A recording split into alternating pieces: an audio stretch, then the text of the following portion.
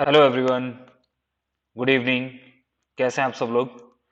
तो हमारा जो कीवर्ड सीरीज का आज डे फोर्थ है, जिसमें हम ऑलरेडी जो एग्रीकल्चर से रिलेटेड जो चैलेंजेस की बात कर चुके थे और एक वीडियो में हम लोग रिफॉर्म्स की बात कर चुके थे। तो आज भी हम लोग क्या करेंगे, डे फोर्थ में एग्रीकल्चर से रिलेटेड जो जो रिफॉर्म्स हैं और ये आप कहाँ पे यूज कर सकते हो, इनको आप अपने आंसर के कंक्लूजन में यूज कर सकते हो, आप बॉडी में एज एन एग्जाम्पल दे सकते हो। क्योंकि जब 10 मार्कर क्वेश्चन आता है तो वहां पे आपको इंट्रोडक्शन, बॉडी, कंक्लूजन ये सब लिखना होता है, तो आप इन कीवर्ड्स को अपनी कंक्लूजन में यूज करके आंसर को अच्छा बना सकते हो। और बॉडी में भी बहुत जगह आप अब इनको एज एन एग्जाम्पल यूज कर सकते हो। ठीक है। तो एग्रीकल्चर रिफॉर्म्स की हम लोग बात कर रहे थे कि हमारे कृषि क्षेत्र में क्या क्या रिफॉर्म्स लेके आने चाहिए, क्या क्या बदलाव करने चाहिए, जिससे कि हम जो कृषि है या कृषि को एक एज ए बिजनेस बना सकें और एक उसमें स्थिरता ला सकें, उसमें सस्टेनेबिलिटी ला सकें, कि ये बहुत लॉन्ग टर्म तक इसको कंटिन्यू किया जा सके, सस्टेनेबल बनाना है हमें अपनी एग्रीकल्चर को। तो क्या रिफॉर्म्स, तो आपसे क्वेश्चन, मान लो कोई भी क्वेश्चन ऐसा आता है कि गवर्नमेंट ने क्या स्टेप्स लिए, या फिर जो भी एग्रीकल्चर में जो चैलेंजेस हैं या जो चुनौतियां हैं उनसे डील करने के लिए क्या करना चाहिए। या फिर ऐसा क्वेश्चन आ जाता है कि मान लो फार्मर्स है, किसानों की आय बढ़ानी है, किसानों की इनकम बढ़ानी है, तो वो कैसे बढ़ेगी। तो ये सारे क्वेश्चंस में आप अपने इन कीवर्ड्स को यूज कर सकते हो। ओके, तो पहला सबसे है कि प्रति बूंद अधिक फसल, है ना, मतलब पर ड्रॉप मोर क्रॉप, ये आपने सुना होगा। ठीक है, ये प्रधानमंत्री जो कृषि सिंचाई योजना थी उसके तहत ये स्कीम आई थी। इसमें क्या था, मतलब बेसिकली था कि हमें ना अपने, मतलब हर एक बूंद को बचाना है, मतलब वाटर को बचाना है ना, वाटर को कंजर्व करना है हमें। अब ये वाटर को कंजर्व करने की बात क्यों आई, आप सोचो। ये इसलिए आई क्योंकि जो हमारा ग्राउंड वाटर है, हम लोग जो अपना सिंचाई के लिए जो पानी यूज करते हैं वो कहाँ से, वो ग्राउंड वाटर से आता है। और वो इतना हाई रेट पे उसको यूज किया जा रहा है कि वो डिप्लीट हो रहा है, मतलब कम होता जा रहा है। भाई ग्राउंड जो जमीन का जो पानी है वो कम हो रहा है क्योंकि ट्यूबवेल से इतना पानी खींच लिया गया है। आप लोगों ने आपके आसपास के गांव में भी देखा होगा कि ट्यूबवेल का जो पानी होता है उसका स्तर क्या हो, बहुत नीचे चला गया है। अगर मान लो पहले 20 फीट पे पानी मिल जाता था तो अब वो 100 150 फीट पे पानी जाके मिलता है। तो क्या हो रहा है कि जो हमारा वाटर टेबल है वो क्या हो रहा है, नीचे जा रहा है। तो इसलिए हमें क्या करना है कि अपना खेती के टाइम पे पानी को बहुत अच्छे से इस्तेमाल करना है, जिससे कि हम वाटर को, मतलब पानी को बचा सकें। अब ये बचाना इसलिए भी है कि 2040 तक पानी की स्थिति मतलब ऐसी हो जाएगी कि बहुत सारी, आप मेजर सिटीज के बारे में, इवन जयपुर के बारे में बात करते हैं या चेन्नई में, अभी आप जो सिचुएशन देख पा रहे हो वहां पे पानी की कमी बहुत हो रही है। दिल्ली में आने वाले टाइम में, दिल्ली में, गुड़गांव में, जयपुर या जो मेट्रोपॉलिटन सिटीज हैं उनमें पानी की कमी बहुत होने वाली है। तो इसलिए हमें पानी को बचाना है, तो वाटर को कंजर्व करना है। और क्यों करना है कि भाई हम अपनी खेती में अच्छे से यूज कर पाए और आगे जो आने वाला संकट है उससे बच सके, जो पानी की कमी होती है। तो ग्राउंड वाटर से डिप्लीशन भी बचेगा इससे। ठीक है, और जो इवेपोरेशन होता है, आप देखते हैं कि आज, मतलब अभी टेम्परेचर बहुत ज्यादा है तो ग्लोबल वार्मिंग हो रही है, ग्लोबल वार्मिंग है, टेम्परेचर बढ़ता है तो पानी भाप बन के उड़ जाता है। अब अगर हम लोग जैसे ड्रिप इरिगेशन सुना होगा आप लोगों ने, ड्रिप इरिगेशन है ना, या फिर जो स्प्रिंकलर्स लगाते थे, मतलब फुहारे लगा देते हैं खेतों में, देखा होगा आपकी साइड तो इधर मतलब स्प्रिंकलर्स ही ज्यादा यूज करते हैं राजस्थान में। ठीक है, क्योंकि ड्राई एरिया में अपन जैसे ट्यूबवेल से पानी देते हैं या नहर से पानी, नहर का जो पानी आता है उस तरीके से पानी जनरली नहीं दिया जाता, तो वहां पे ड्रिप इरिगेशन का और स्प्रिंकलर्स का यूज किया जाता है, ताकि एक एक ड्रॉप से फसल में यूज की जा सके और वो उसको फायदा दे सके। ठीक है, तो ये एग्जांपल्स हैं। फिर तो आप लिख सकते हो कि किस, अभी देखो पानी बचाओगे, आप इसको रिलेट करो।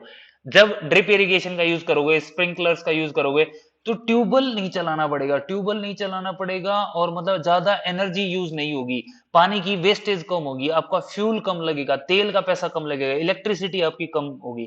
तो ऐसे आप हर एक चीज को रिलेट करना सीख जाओ। फिर अन्नदाता से ऊर्जा दाता बनना है। मतलब अभी तो आप किसान को क्या मानते हैं कि भाई ये बस क्या करते हैं कि अन्न बना, मतलब प्रोड्यूस करते हैं, है ना, फूड प्रोड्यूस करते हैं। लेकिन अब हमें इस चीज को चेंज करना पड़ेगा। ये जो मतलब बना हुआ है हमारे दिमाग में कि किसान तो सिर्फ क्या करते हैं, अनाज उत्पन्न करते हैं, लेकिन नहीं। अब क्या करना है कि अनाज उत्पन्न करने के साथ साथ हमें ऊर्जा को भी उत्पन्न करना है, मतलब हमें रेन्यूएबल एनर्जी पे फोकस करना है। हमें ऐसी एनर्जी का यूज करना है जिसको आप बार बार यूज कर सको, और उसको यूज करके, जैसे एग्जांपल में अगर बताऊं मैं, सोलर सोलर सौर एनर्जी हो गया है ना, या सौर ऊर्जा हो गया, या जैव ईंधन ईंधन वाली जो बायोफ्यूल वाली जो अगर बात करते हैं ना, बायोफ्यूल जैव ईंधन वाली, इनको यूज करें। ठीक है, विंड एनर्जी को यूज करें। अब जैसे कोस्टल एरियाज है, जो हमारा कोस्टल एरियाज है, इन पे तो विंड बहुत चलती है। इन एरियाज में अगर आप देखोगे कि कर्नाटका हो गया, मुंबई हो गया, या फिर तमिलनाडु, केरल, इन एरियाज में, इधर ओडिशा, इनमें बहुत तेज हवाएं चलती है। तो यहाँ पे किस चीज, विंड एनर्जी का यूज कर सकते हैं। अब राजस्थान में भी बहुत तेज हवाएं चलती हैं, है ना, तो वहां पे भी आप क्या कर सकते हो, विंड एनर्जी का यूज कर सकते हो। तो अन्नदाता से ऊर्जा दाता बनना है किसान को। ये नहीं कि खाली बस सिर्फ अनाज ही उत्पन्न कर रहे, एनर्जी भी प्रोड्यूस करनी है। और उस एनर्जी से, अब सोचो, अगर अपने खेतों में खुद वहां पे सोलर पैनल्स लगे हों, तो ट्यूबवेल तो सोलर पैनल से ही चल जाएगा। अपने को इलेक्ट्रिसिटी वो यूज करनी ही नहीं पड़ेगी, मतलब प्रोड्यूस खुद ही प्रोड्यूस कर पा रहे हो, खुद ही प्रोड्यूस करके उसको यूज कर रहे हैं, हम लोग इस्तेमाल कर पा रहे हैं। तो वो जो इलेक्ट्रिसिटी का खर्चा था वो बच जाएगा।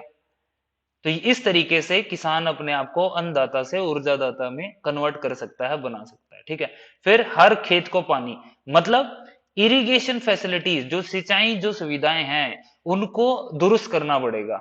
मतलब पानी पहुंचाना है दूर दूर तक, जहां पे पानी नहीं है, जैसे रेगिस्तान के जो एरिया है, तो वहां तक पानी पहुंचाना। तो हर खेत को पानी, तो आप अपने कंक्लूजन में इस तरीके से फिनिश कर सकते हो कि एग्रीकल्चर को और सस्टेनेबल बनाना है तो हमें हर खेत तक पानी को पहुंचाना पड़ेगा। ठीक है, ये स्टेप्स लेने पड़ेंगे। अब इसके लिए सरकार को बहुत सारे स्टेप्स, राजस्थान सरकार को भी लेना पड़ेगा, और जो केंद्र में जो सरकार है उसको भी कुछ ना कुछ स्टेप्स उठाने पड़ेंगे। ठीक है, फिर दूसरी पीढ़ी के जो भूमि सुधार है, मतलब जो एक टाइम था कि इस टाइम पे लैंड रिफॉर्म्स आए थे, है ना, लैंड रिफॉर्म्स में चेंज करना पड़ेगा हमें। जो भूमि में जो क्या बोलते हैं कि ये ना, सुधार लाने की जरूरत है। कैसे, जैसे पहले लेडीज को या फिर विमेन्स को लैंड राइट्स नहीं मिलते, जमीन पे अधिकार नहीं होता था उनकी, है ना, भूमि पे अधिकार नहीं होता था। बट अब चेंज करना पड़ेगा। अब ऑर्गेनिक खेती करनी पड़ेगी, ऐसी खेती उगानी पड़ेगी जिससे सोइल पे नेगेटिव इम्पैक्ट ना हो।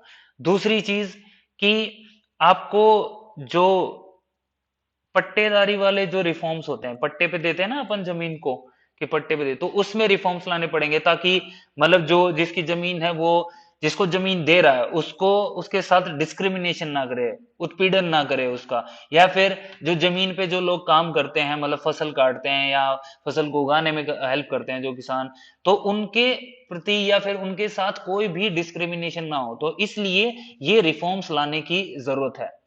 तो ये एक पॉइंट ये भी लिख सकते हो आप। फिर एक हॉर्टी टूरिज्म, आप लोगों ने देखा होगा कि जैसे जे एंड के की अगर बात करते हैं, तो जे एंड के में आप लोगों ने फूल के बागान देखोगे बहुत बड़े, या सेब के बागान देखोगे बहुत बड़े बड़े, मतलब आप फोटो में तो देखे ही होंगे, वैसे नहीं गए होंगे तो, है ना। तो लोग आजकल क्या कर रहे हैं, लोग वहां पे घूमने जाते हैं, फोटो खिंचाते हैं। तो ये टूरिज्म बढ़ाना पड़ेगा। या जैसे असम में चाय के बागान है, आपने सुना होगा, आपने टीवी में भी देखा, मूवीज में गाने और शूट होते हैं वहां पे।